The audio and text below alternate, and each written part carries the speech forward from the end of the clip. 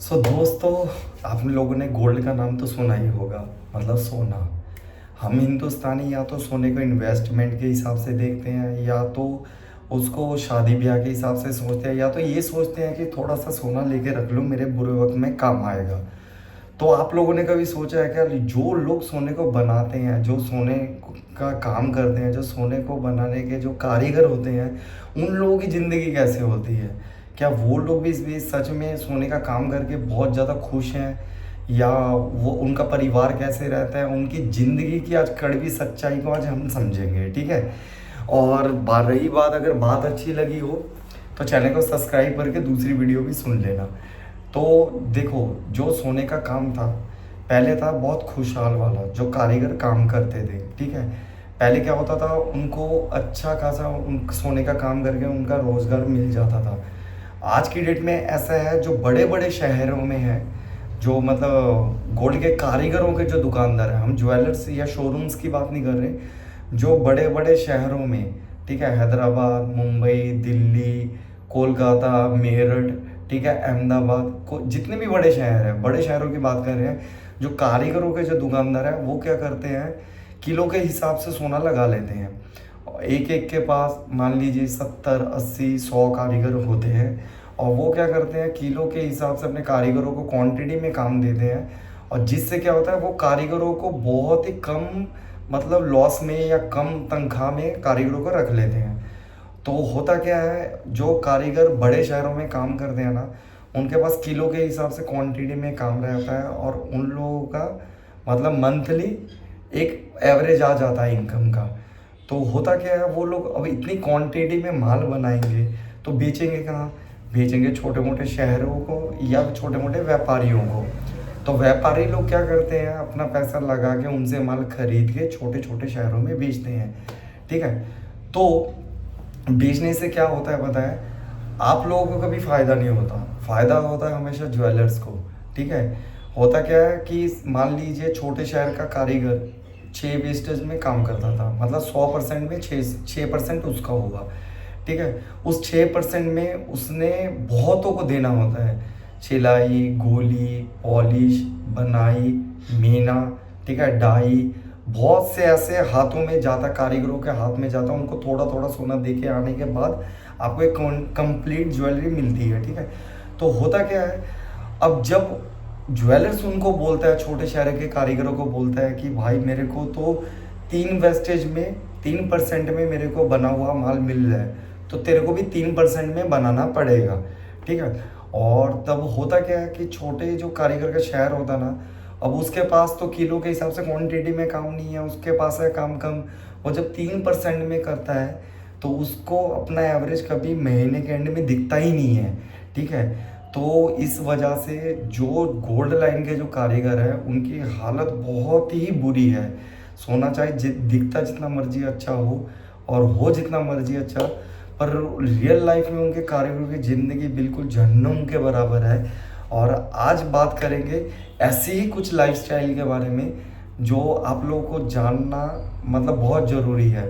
अक्सर जो बड़े शहरों में कारीगर लोग काम करते हैं, आपको पता है, कोई भी लेबर है, चाहे राजमिस्त्री है, कोई दुकान में काम करने वाला, कोई सरकारी नौकरी वाला, कोई भी है, उसका एक टाइम टेबल रहता है कि इतने बजे से इतने बजे तक मैं ड्यूटी करूँगा और दुकान बंद होगी, मैं आ जाऊँगा। या मैं कोई राजमिस्त्री है, इतने से इतने बजे तक मैं काम करूँगा, अपना काम ख़त्म करूँगा और घर जाऊँगा। पर जो सोने के कारीगरों की जो लाइफ है ना, उनका कोई टाइम टेबल रहता ही नहीं है। सुबह से लेकर रात बजे तक बैठा रहेगा। अगर कोई इसको ज्वेलर्स या कोई व्यापारी सोना दे के कहेगा कि मेरे को सुबह ही काम चाहिए, तो उसको अपने बीवी बच्चे छोड़ के, खाना पीना छोड़ के, उसको वो सारी रात जाग के सुबह तक काम करेगा, ठीक है। सुबह तक उसको काम करना ही पड़ेगा। और जैसे एक और चीज़ बताऊं, अक्सर देखा गया है कि सोने के लड़कों के जो सोने का काम करते हैं जो कारीगर, उनकी बीवियों का ज़्यादा से ज़्यादा अफेयर निकल जाता है। अफेयर निकलता क्यों है पता है? उन बीवियों को लड़के नहीं पटाते, वो बीवियां लड़कों को पटा लेती हैं, क्योंकि उनके पति उनको कभी टाइम दे ही नहीं पाते। अक्सर देखा गया कि जो बड़े शहर के कारीगर होते हैं ना, वो रात के 2 बजे, 3 बजे, 4 बजे, 5 बजे आते हैं काम से, और सुबह 11 बजे उठ के फिर काम पे जाते हैं।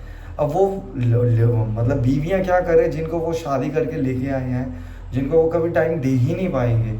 आप सोचिए, आप काम से आते हैं, आप सोचते हैं कि हाँ मैं अपने बच्चों के साथ खेलूँगा, मैं अपनी बीवी के साथ टाइम स्पेंड करूँगा, पूरे दिन की थकावट है मेरे पास, अपने परिवार के साथ खुशियाँ मना के मैं उस थकावट को भूल जाऊँगा।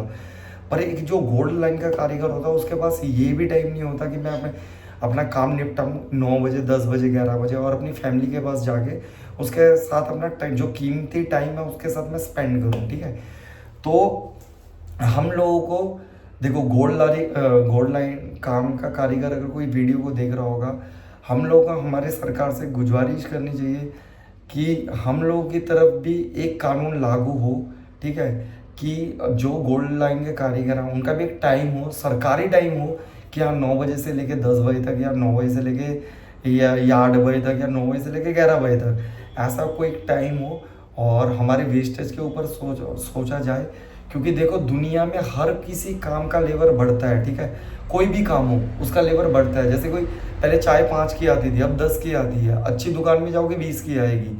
रिक्शा वाला पहले 10 लेता था, अब 20 ले रहा है। ठीक है, राज मिस्त्री है, पहले 400 लेता था, अब 700 ले रहा है। हर चीज़ का काम का लेवर बढ़ रहा है। पर हमारे गोल्ड लाइन का जो मतलब जो मेन है ना, उसमें हर साल घटता ही रहता है।